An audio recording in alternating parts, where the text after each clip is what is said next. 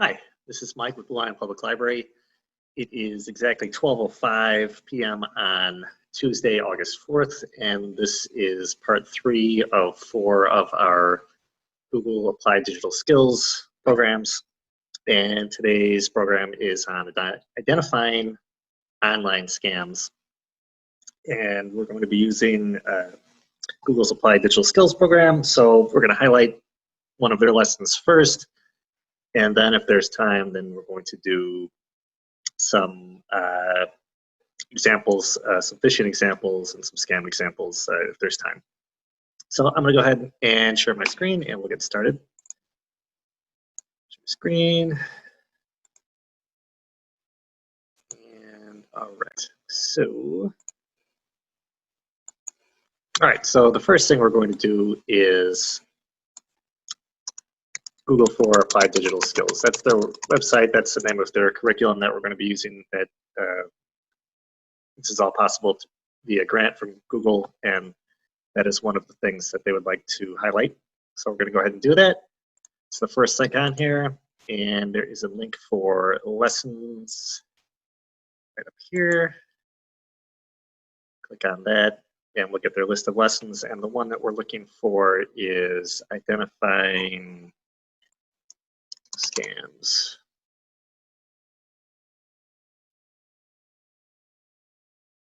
Avoid online scams. Okay. 45 to 90 minutes. We're going to do that in less time, hopefully. Click on Start. And so if you haven't seen any of these before, the way that most of these work is you're watching like a 2 or 3 minute video, and then you're kind of doing the activity for 2 or 3 minutes. So that's what we're going to do. I hope it won't take too long. And this one is kind of highlighting a kind of fictional story about someone who's trying to sell something online, is contacted by someone who wants to buy their product and believes it may be a scam.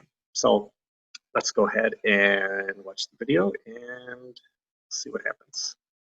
Online scams are an increasingly common risk on the internet.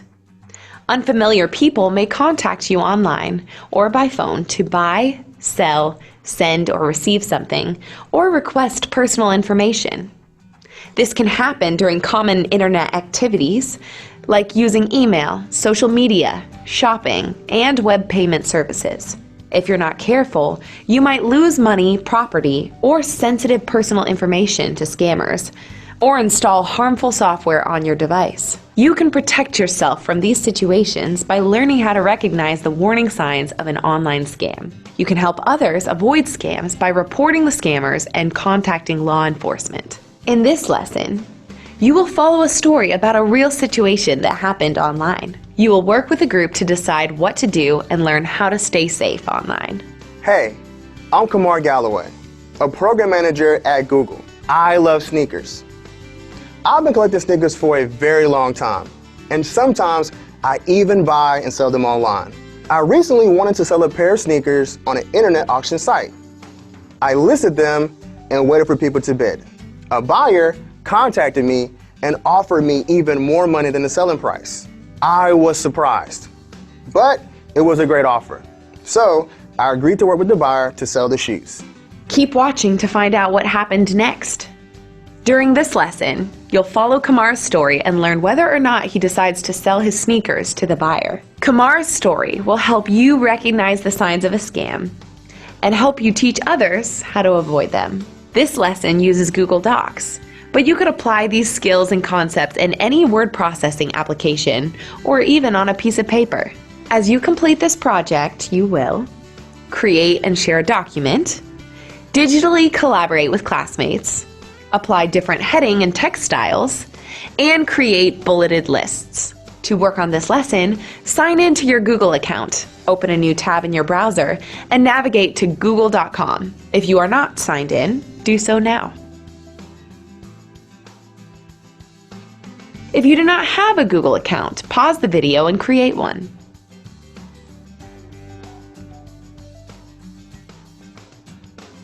Then, get into groups of 4 and gather around one computer. To begin, have one student open Google Drive Create a new document and rename it.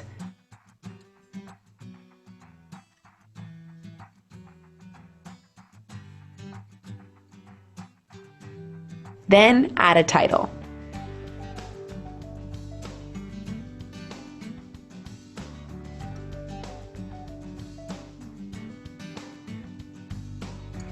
Next, share it with each group member and give permission to edit. This means the people you share it with can make changes directly in the document. You will first work as a group and then break off to work on your own computers throughout the lesson.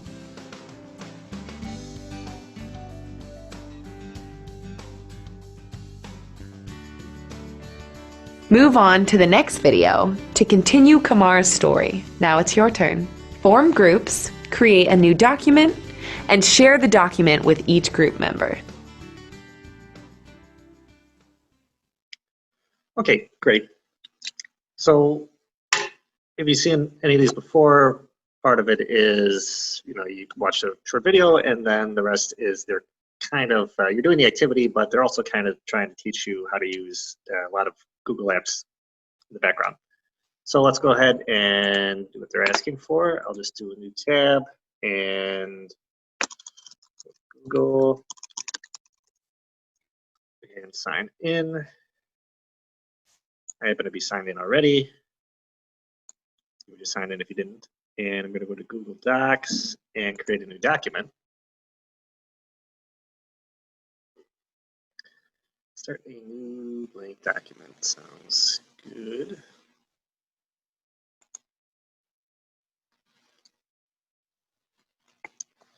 And I believe we called this, I don't remember what the name was. Let's say it was identifying scams. That's interesting. So we made a new document. We will also save this document. What a wonderful name for this document.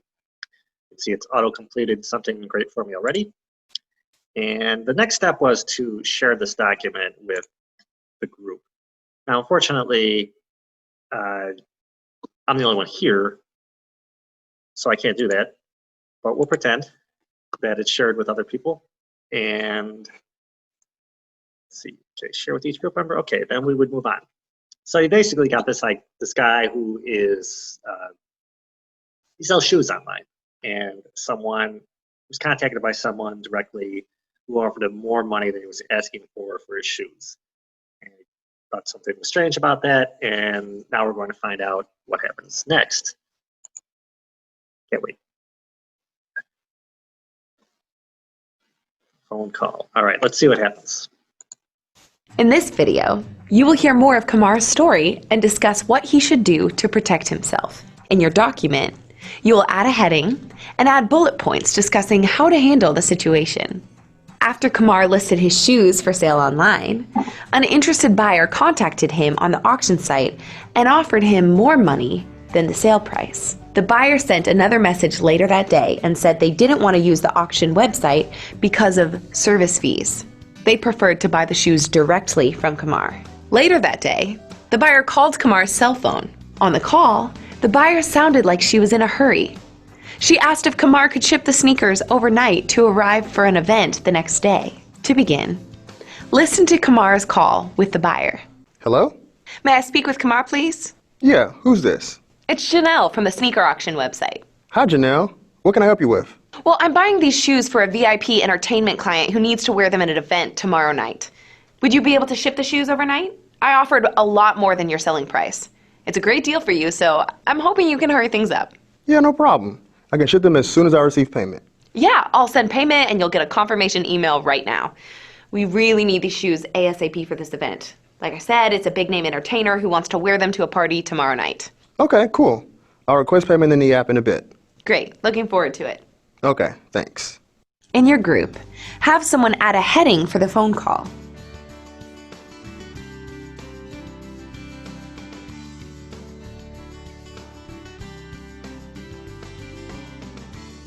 Then, add a bullet point below to begin a list. Now discuss Kamar's story as a group. Is there anything unusual or unexpected about the situation? Does anything worry you? What questions do you have about the sale or the call with the buyer? What should Kamar do? Then, return to your individual computers and open the document. Collaborate in the document to add bullet points that share your thoughts about the transaction. Each group member should add at least one bullet point. Be sure to include at least 4 bullet points discussing the phone call.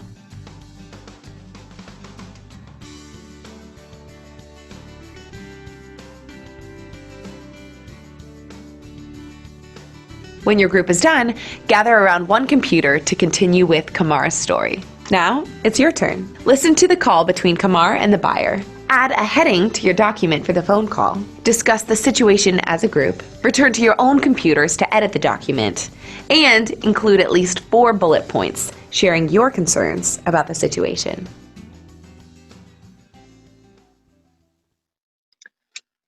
Okay, great. So let's go ahead and go back to our Google Doc, and we'll go ahead and change this name. This was actually something about the story of selling shoes, something like that. And they made it a header.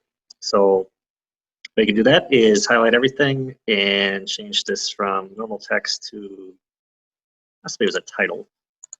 All right. Next, they did add a heading to the document and some bullet points. The heading was the phone call. So that's phone call, and highlight this again and change it into heading 1. Sounds good. So phone call, and beneath that we had a bulleted list. When you do that is the button up here, bulleted list, where we would then begin collaborating and jotting down some ideas. So they kind of gave us some good ideas. So you got this guy with the phone call. He talks to buyer. I'm not even really sure how he got his information. So one would be, how did buyer get his phone number? I mean, it's possible he had it published somewhere, or that's part of his business, is it's publicly available number. Could be fine.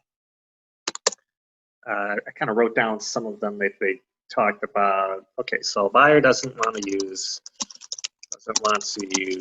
the auction site, which is interesting. And then they also had another person that had mentioned thinks it's totally fine. Possibly buyer just wants to bypass the auction site fees. Seems fine. Okay, that might be a possibility. That might be someone's input, someone's take on the situation. There's also, what else did we learn about the phone call? The buyer wants the seller to overnight ship the item for a VIP, very important person. Yep. So they're in a hurry. Sounds like buyer's in a hurry. And I think that was about it. That's all I remember at the moment. So normally if we had more people here, one person would be kind of collaborating here. That might be their idea. Another person this might be their idea. The idea is that Google is trying to show you that multiple people can collaborate on the same document. So that's great. That's all we know so far. I believe there are a couple more pieces of information. Let's move on to the email and payment receipt. Right. Let's find out what happens. In this video, you will hear more of Kamar's story and discuss whether or not he should sell his sneakers to the buyer. In the last video, the buyer called and asked Kamar to ship the sneakers overnight. Right after hanging up the phone, Kamar received an email, even though he didn't remember giving his email address to the buyer. Kamar assumed she got his email address from the auction site. In the email, the buyer said she didn't want to pay through the auction site because they charged service fees. She said she would pay Kamar directly through a well-known online payment site and asked for Kamar's payment ID to send the money. Kamar safely sent his payment information to the buyer to pay for the sneakers with the online payment service. He was careful not to include any login details or other personal information with the buyer. Soon after, Kamar received an email confirming the payment with a receipt from the payment service. Kamar looked at the receipt. It had the right logos and layout. It looked and felt like a real receipt and came from an email address that looked like it was from the payment site. The email also included a message from the buyer telling him to ship the sneakers and to include the shipment tracking number. Kamar was in a hurry to sell the shoes, so he boxed them and got ready to ship them. But he had a funny feeling. He paused and thought about the sale. I really want to sell these sneakers, but something does not add up. These shoes are too expensive to just drop in the mail without confirming everything. I better go back and look at all of the messages and make sure I receive payment. Kamar went back to the confirmation email. He looked at it closely and realized that it came from a strange email address, not the official payment site. Then he looked closely at the logos in the message. The colors weren't quite right. They were a little fuzzy and positioned slightly different than the previous emails from the company. That's when Kamar realized he hadn't received a confirmation message in his payment app account. He logged into his account to see if the money had arrived, but he couldn't find a record of the payment or the buyer. Now, discuss the situation with your group again. What questions would you have? What would you do next? In your group, have someone add a heading for the email and the receipt.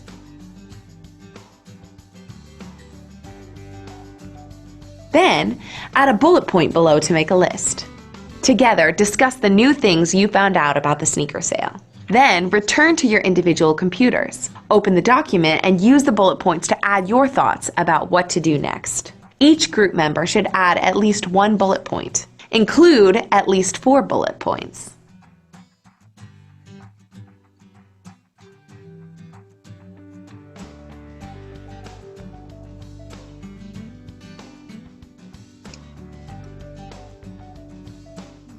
When your group is done, gather around to one computer to continue with Kamar's story. Now, it's your turn. Add a heading for the email and receipt section. Discuss the situation as a group. Return to your own computers to edit the document and include at least 4 bullet points sharing your opinions on the situation.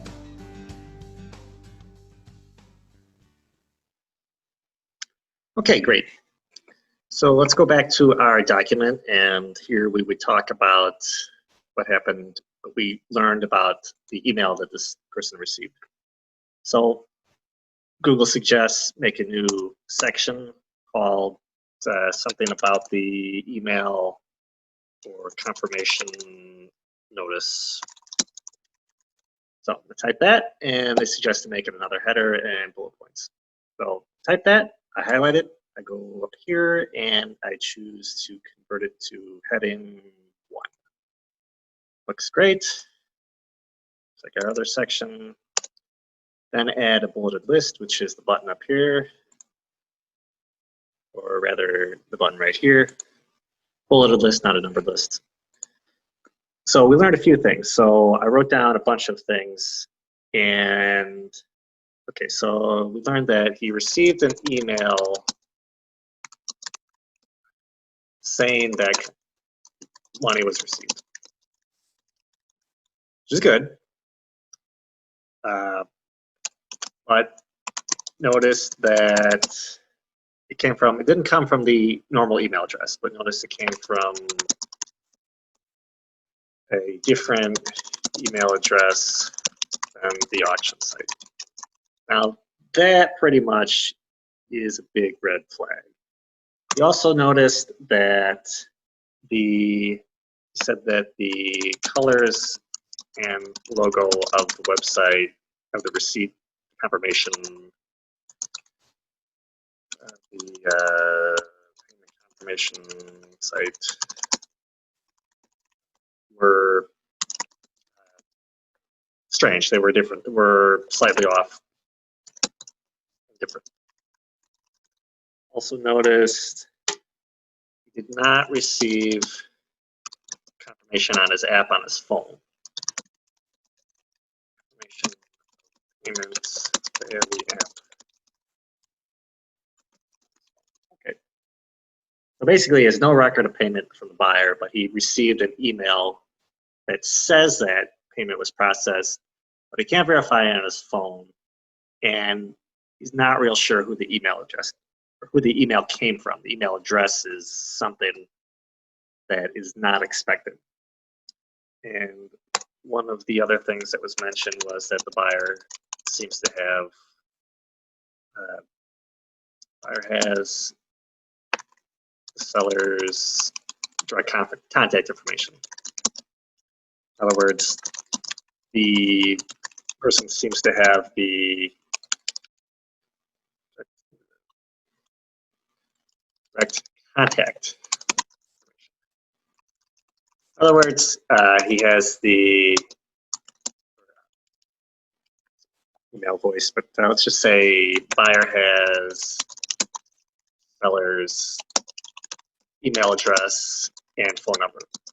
That was one of the things that was mentioned in their example, which could be fine depending on how a person's business is actually advertised out in the world.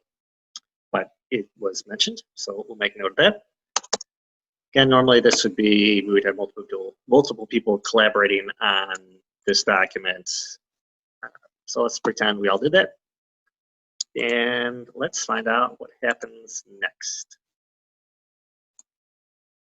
Which is the, okay, here's our general discussion on what the seller should do. So let's find out.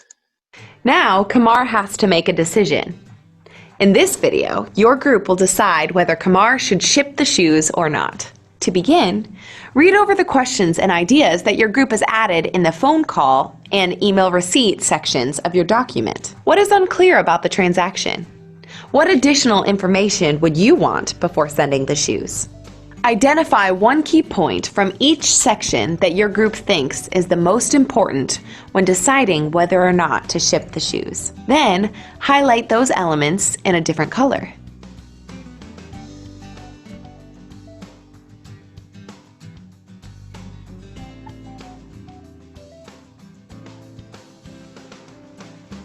Next, have someone in your group add another heading titled, "Should Kamar ship the shoes?" Then, return to your individual computers. Each student should add at least one bullet point describing what Kamar should do.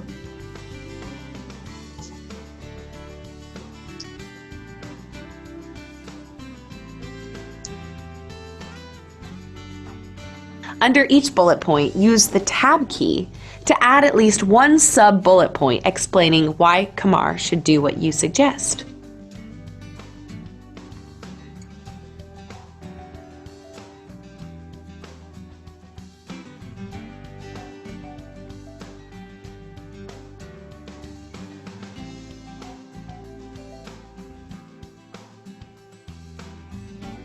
After each person has added their bullet points, join your group around one computer. Read your suggestions and discuss them.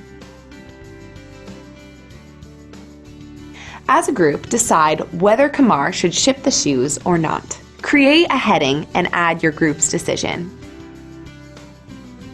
Now, it's your turn. Reread the first two sections of your document. Highlight the most important point in each section. Add a heading and bullet points explaining what Kamar should do and why. And add a heading and decide what Kamar should do.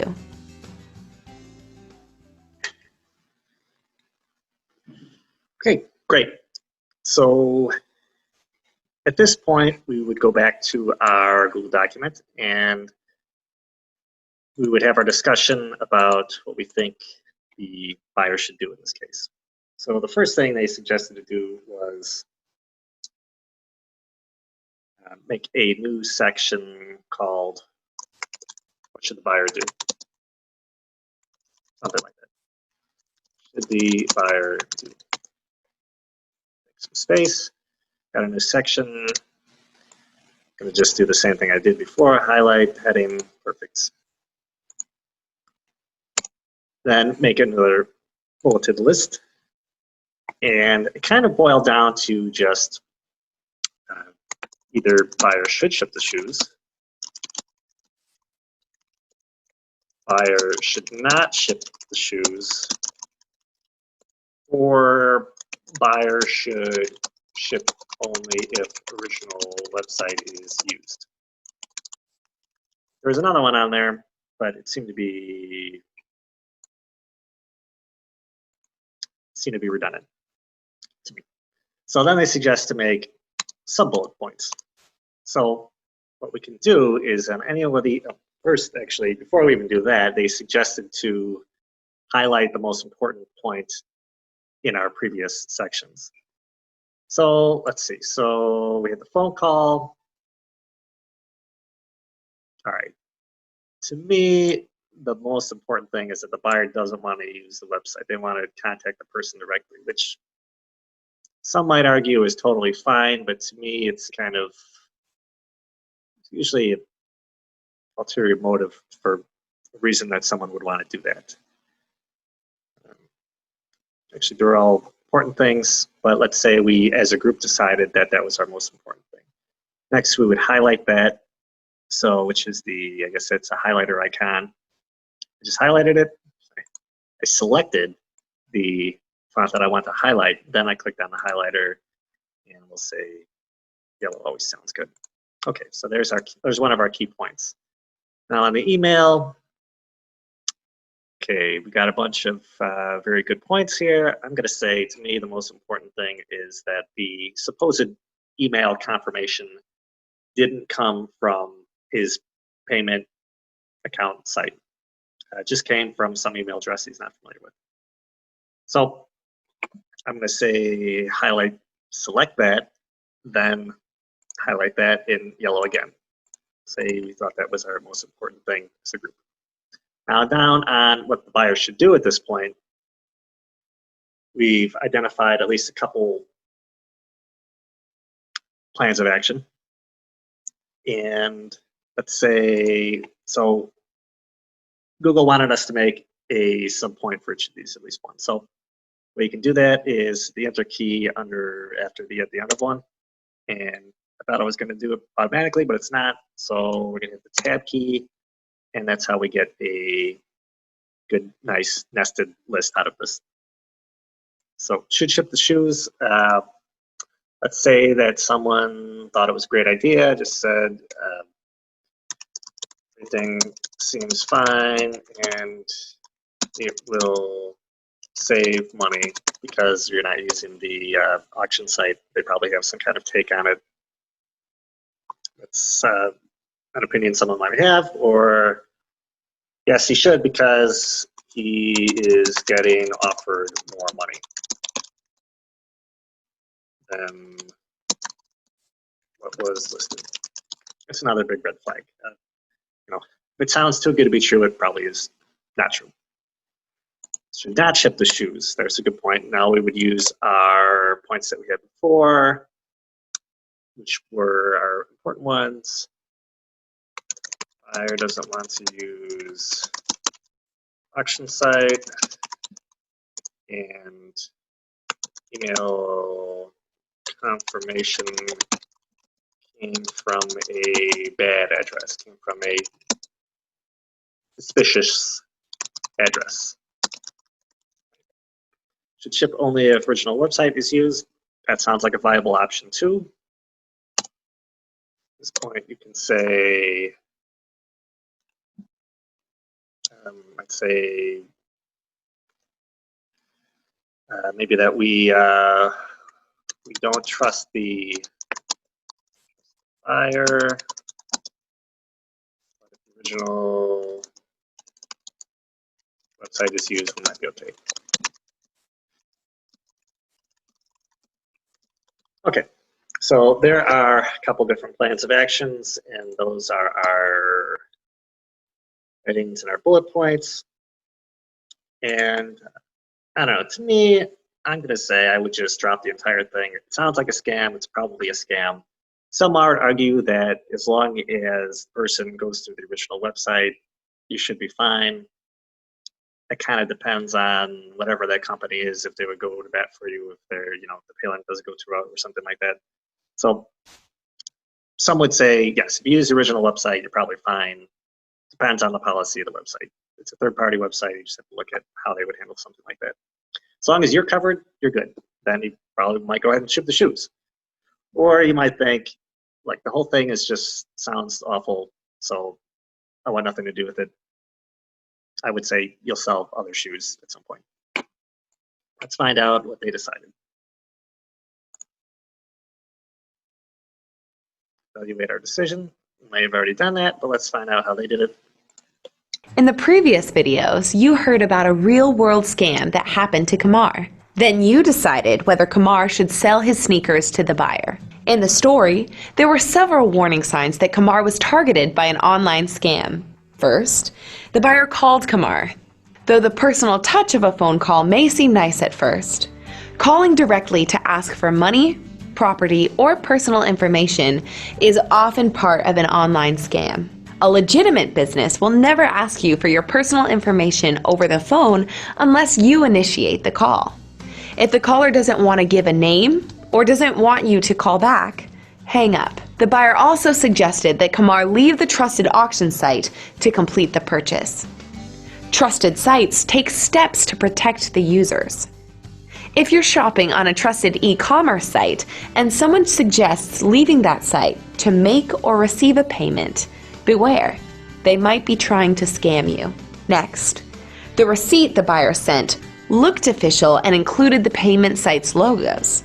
However, when Kamar compared the email to the other emails he'd gotten from the same payment site, he noticed it looked different. The text was blurry and the logo colors looked different.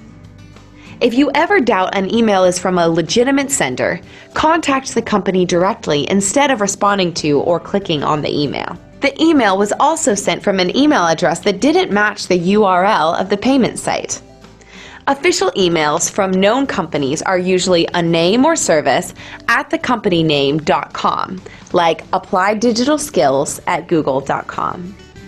Look at the sender email addresses carefully, especially if the email is asking you for money or information. Finally, the buyer stopped responding to Kamar when he asked questions. If someone gets upset or stops communicating when you ask fair questions, it's likely that you caught onto a scam. You can take other steps to identify scams online. For example, confirm that payments are received directly into your account. Kamar checked his account on the payment site to see if the buyer had paid. When he saw that no payment had arrived, he knew it was a scam. Kamar also checked the metadata of the email the buyer sent and saw it was flagged as fraud. Metadata is detailed information about an email's origin and sender. In the end, Kamar decided not to ship the sneakers. He noticed warning signs that made him believe the buyer was running a scam. Now, go back into your document and evaluate your group's decision. Did you make the same choice as Kamar? If you didn't, would you change your decision based on what you've learned? If you did, what warning signs did you see? Which did you miss? Add additional bullet points to your document based on the warning signs and scam prevention tips you learned in this video. Now that you've evaluated your group's decision, move on to wrap up the lesson. Now it's your turn. Evaluate your group's decision and add to your bullet points to identify additional warning signs. Okay, great. So looks like you didn't sell the shoes. Let's go back to our document. And our last section was kind of our post-evaluation, which we sort of did already. Well, additional notes. So this is kind of their wrap-up of what we learned. Additional notes, same thing as before. It's just a new section.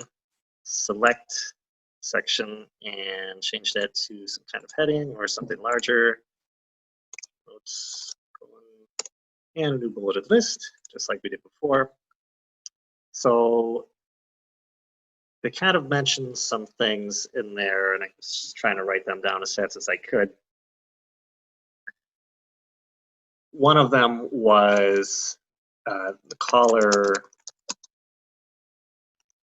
the buyer called the seller directly to ask for money. And I kind of went into, if somebody, delayed typing, if somebody calls you and asks for money, then it's probably not a good thing.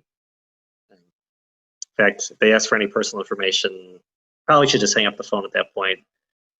Even if it says on your phone, you might recognize the phone number as your local bank or your credit card company or something like that. Even then, those numbers are spoofed nowadays. So I would say hang up, call back. Nobody is going to be upset that you hung up on them and called back on the main number. That's what you pretty much should always do. So don't give any personal information to anybody who calls you ever. That's kind of how I would roll with it. Even though you're like 99% sure that it's your bank calling you, unless you physically recognize someone's voice, I would say just hang up and call the bank directly, or the credit card company, or what have you. Another thing they mentioned was to look for bad logos and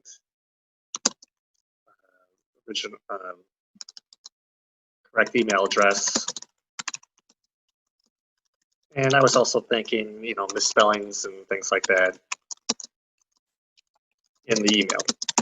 That's always a red flag when you see an email that just doesn't look right.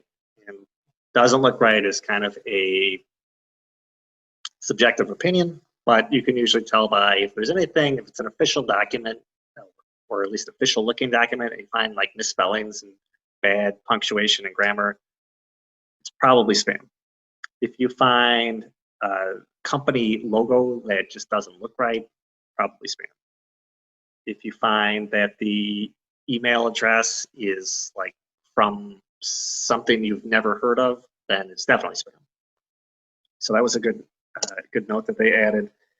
They also noted that the buyer stopped responding to questions. I didn't remember that part, but apparently that happened. And finally, most important thing I wrote down, I don't know if anybody else noticed this, but the shoes cost $300. It's crazy. I mean, I guess he can sell shoes for however much he wants if people are buying them, but $300 for shoes? That's crazy.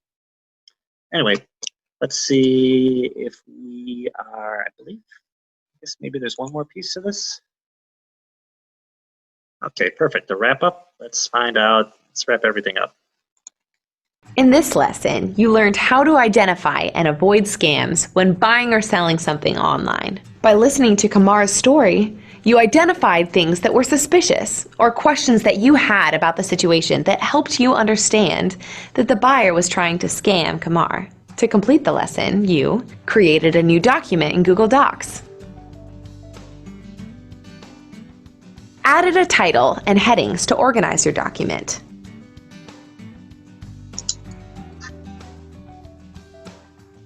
use bullet points to list your observations,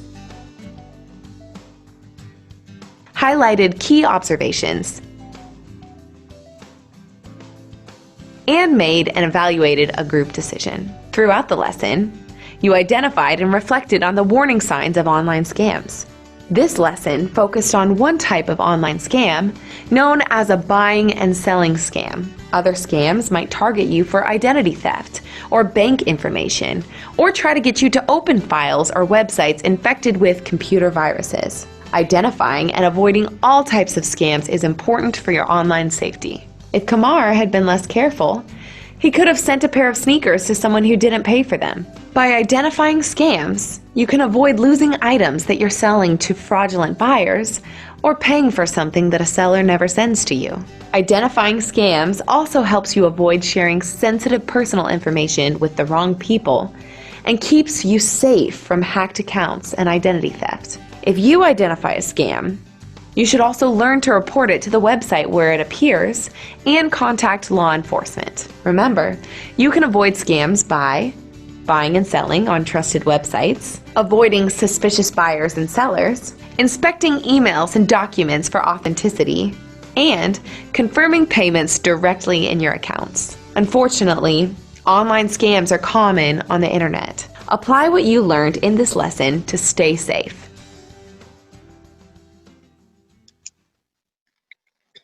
All right, excellent. All good points.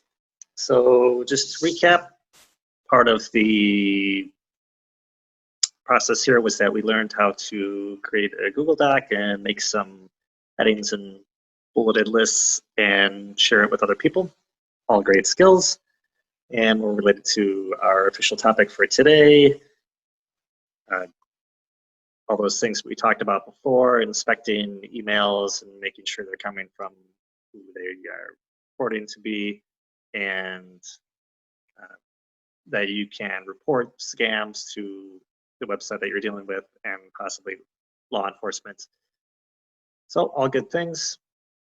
And I believe that's the end of this. That actually took longer than I thought it was. They do have some extensions here, which I remember seeing, which all sound like good things. Searching online, reporting, create a poster to teach others, sharing documents with family members. Okay, report online scams to law enforcement, checking email for detailed center information. That one's pretty good. I didn't actually look at the whole thing, but so these are all good things, but they're kind of beyond the realm of today's discussion. Yeah. Checking email, detailed center information would probably be the most interesting. If you look at the header or if you look at the email header information, you can find out like where it came from and what the appropriate like spam level scores were for a specific email. And also the path that it took to get to you. And those can also be indicators of whether or not an email is actually legitimate. But your first line of defense is looking at it and finding out where it actually came from, what the sender's email address was, what the content is, what the logos look like, what it's asking for, misspellings, all those things. Those are your first things that will probably catch like 99% of them. So that's all great. And I don't think I think we're done with this document. We have a few minutes left, which is good. So I was going to look at some of these. There are some online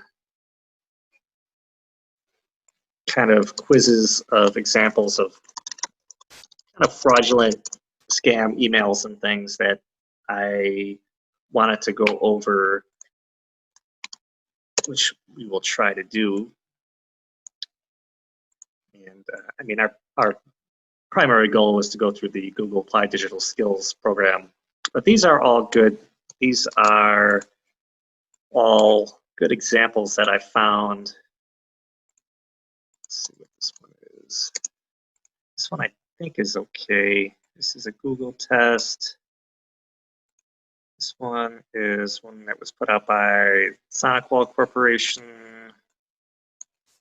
which I think Dell owns now. .org. All right, let's just try. We'll try the first one. Can you spot when you're being phished? Let's see if we can. Let's hope so. Take the quiz. So phishingquiz.withgoogle.com. So the first thing it's going to ask us for is make up a name and email. Okay, perfect. Let's say my name is, let's say it's just John Smith. And my email is jsmith@google.com. Now, that's almost surely taken by someone, but let's just say that's what it was. And I believe what happens with this one is that they're going to try to tailor the test to include that information to make it a little bit more authentic. So anyone doing that at home, put your actual email address in and your actual name in, and you'll get a more tailored experience. So let's start with this Google Doc email. Perfect. Be sure to check out link URLs by hovering or using long presses and to explore the email address. Good ideas. Don't worry, none of the links work. You will not go anywhere bad. Okay. So first we have an email from luke.json8000@gmail.com. We shared a link to the following document, 2020 Department Budget DocX. Okay. Hey there, here's the doc you asked for. Let me know if you need anything else. We have a link for it. So, okay. It all looks good except when you hover over the actual links. So first, I guess, probably not really sure if this is an email address of someone that we know. Doesn't seem like it, but we don't really know the context of this story or this kind of fictitious example. So that might be a red flag right there. The second red flag is that this, if you look in the bottom corner, it actually comes from drive-google.com/luke.johnson. So I don't know what drive-google.com is. It's not anything related to google.com or gmail.com. The way you read the URLs is, you know, everything after the slash kind of doesn't matter, you know.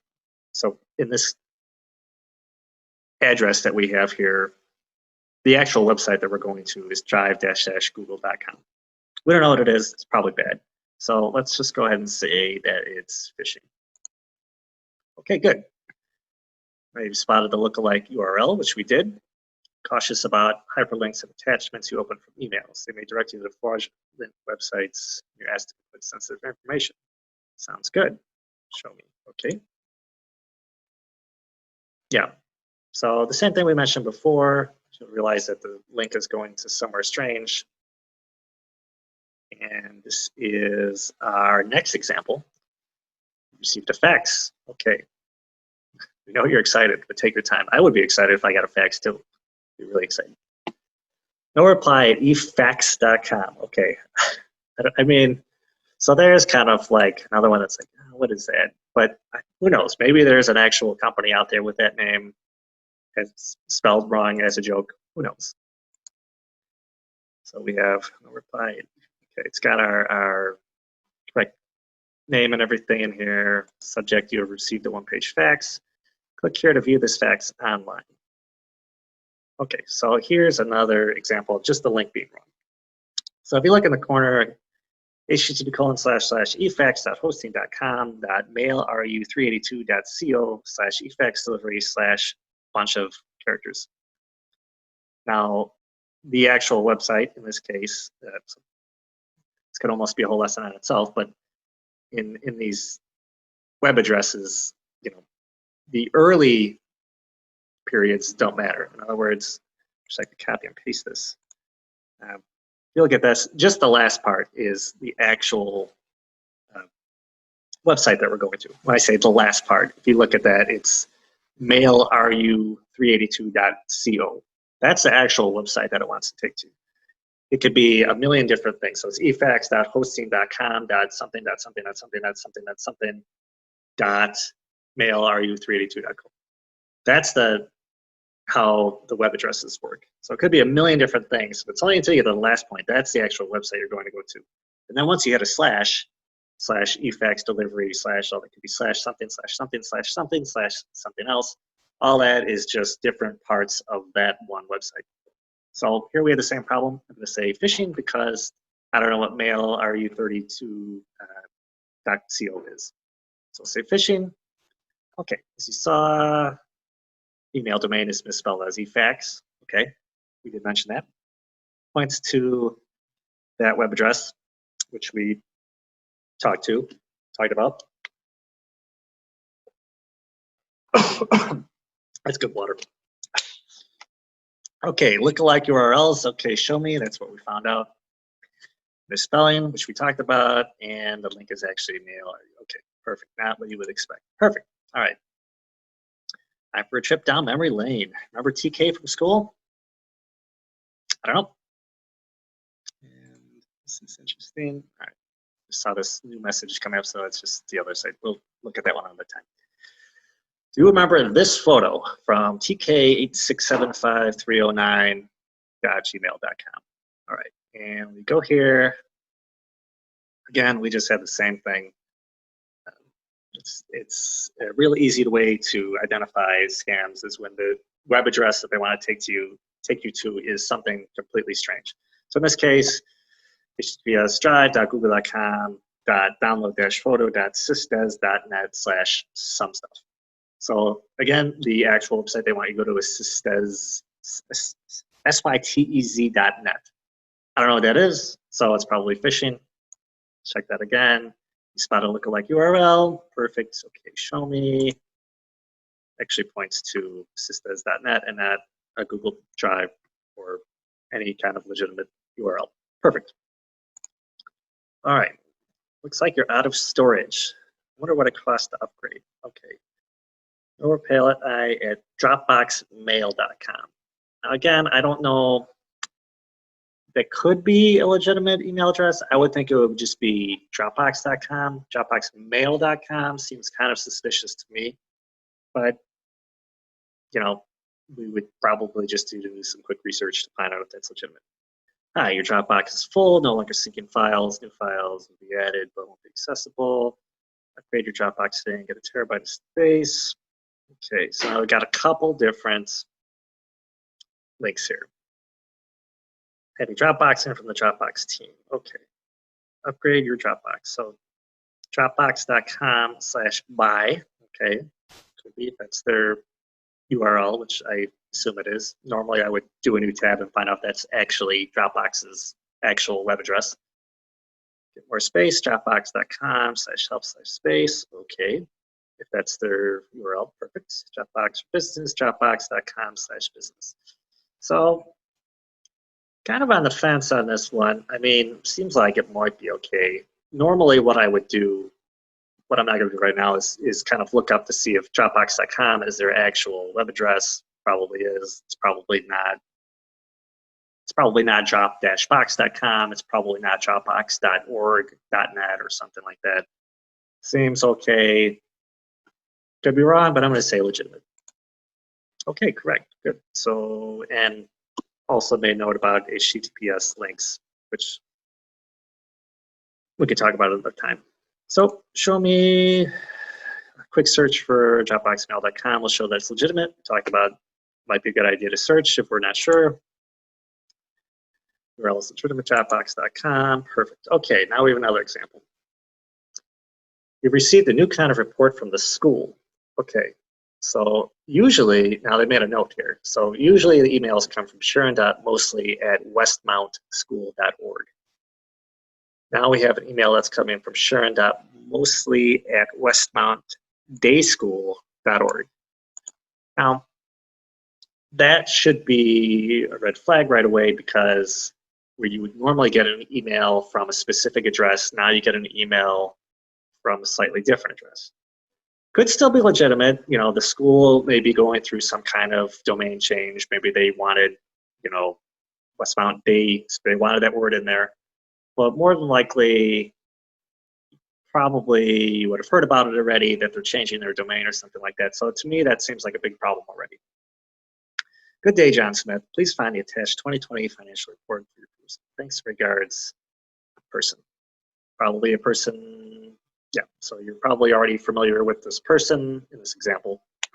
And they give you a link to a PDF document, which 2020, okay, so they didn't give us any information. Do any, okay. So not a whole lot to go off of here. Got this thing, I don't know. Could be legit, but I would still, if it was me, I would still assume it to be phishing, just because they made this specific mention that the email address came from a different email address. So the email came from a different email address than what you're used to. So I would say phishing. It's complicated as PDFs contain malware or viruses. Trust them. Okay. Sounds good. Show me slightly different email address we talked about. Be careful when opening PDFs when you don't expect them. Okay. So the other red flag in this case was they're saying that the attachment was unexpected. In other words, you were not expecting the 2020 financial activity report. Obviously, that would be a big flag if someone just randomly sent you, hey, please look at this activity report. You had no idea what they were talking about. So let's move on. Okay, 6 of 8. So we're almost done here. Someone has been trying to access your account. Look carefully before changing your password. Okay, so we've got something from no reply at google.support. Again, this is like, we kind of do research. I would expect it to be something at google.com, google.support. I don't know. There's so many, nowadays, there's so many top level domains you can get. Like, you know, Google's not going to own every single one of them. It could be, you know, google.me, google. S, Google.ru, Google.pets, Google.tv, Google. Everything. There's so many domains now. So Google.support, I don't know. I think probably anybody could have bought that. But let's move on. Someone has your password. Okay, so someone just used your password to try to sign into your Google account. Information, someone from Romania. Like they even put today's date in there and everything. And I didn't realize they were doing that. It's really cool. They're putting live dates and times in there, make it more authentic. Pretty cool. Someone from Romania used logged into your account with the Firefox browser. Google stopped the sign-in account. You should change your password immediately. Okay, so a couple things wrong there. First, there's no period at the end of this. And punctuation problems are kind of like the telltale sign of scams like this. Another thing is I would expect if it came from Google, there would be something about something like the Google logo or something more about Google. Just something seems off. So then you have a change password link. Okay, so let's see where this goes. myaccount.google.com-security setting page.ml-security.org/sign-on options. Okay. Again, if we examine this URL, you'll find that you have something, and then finally ml-security.org/whatever. That's a problem because it's asking us to go to ml-security.org. We don't know what that is. It's nothing to do with Google. And that's why we would probably say that it is phishing. Okay, correct this email as a lookalike URL. Another one. Almost identical to an attack used to successfully hack politicians' emails. Interesting. Show me, let's see. All right, the sender used the address google.support. Talked about that already. Link points to the subdomain of ml-security.org, not a Google address. Talked about that as well. All right, and next, okay, now we're on the last one. Your account seems to be under attack again. Or is it?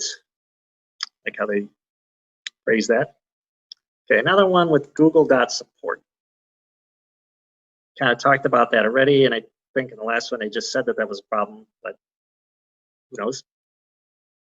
Government-backed attackers may be trying to steal your password. The chance is a false alarm, but we believe we detected government-backed attackers trying to steal your password. This happens to be less than 1% of Gmail users. We can't really tip this off because attackers will take note. If you're successful at some point, they could access your data. To improve security based on your current settings, we recommend change password. Okay. And then you have a, okay, here's a good one. So you have google.com, https://google.com/amp/tinyurl.com/something.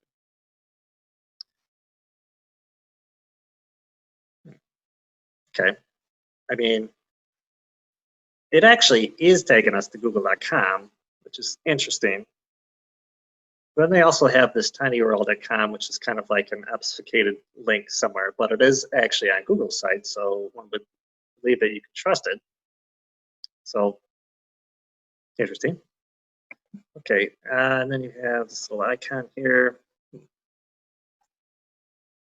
Well, it's sort of hard to tell on this one. I don't know, normally this would be a good discussion item. Could be legit.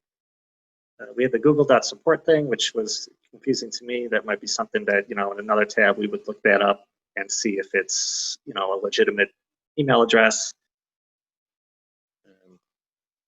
Password, yeah, I don't know, it could be legit. Well, we have the red flags that we talked about already, but I don't know, let's say it's legit then. Incorrect, perfect. All right, let's see here.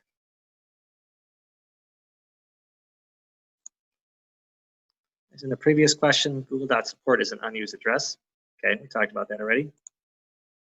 Okay, but the link is actually a redirect to something on tinyurl.com. See, this is interesting. Now I have to look something up because I thought after you got the slash, it was pretty much on that site. But, go back. I wanted to go back and look at the link.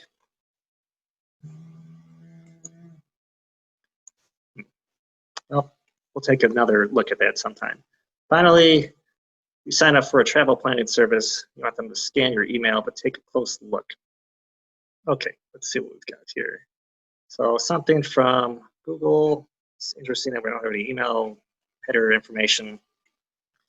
We have the Google logo. We have hi John Smith, jsmith@google.com, which is the correct email address that we picked earlier. TripIt wants to view your email addresses and view your email messages and settings. Okay, so interestingly, my little links aren't working either, so I'm not sure where this link is actually taking me. So it doesn't show me anything either. It has the Gmail logo. This is supposed to be this may be representative of something you would see on your phone. Allow TripIt to do this. You may review terms and services, TripIt.com. Okay, so basically, may review this app's terms and services. Okay, and you can move any of this app connected to your My Account. Security.google.com/settings/security/permissions. Okay, that seems to be a legit Google address. Okay, and so again, this would be, you know, if you're expecting that you just signed up with something called TripIt, then it may need that information. It's kind of like this is on your phone, or I'd say like, really, does it need to view your email addresses, your email messages and settings? That would be a little invasive to me. Kind of depends on the app. Seems to link to the only links that we have are this TripIt.com, which again, we would check to see if that's really a thing or not, TripIt.com. And my account seems to go to a legitimate Google account, so I guess I would go ahead and say that this is legitimate.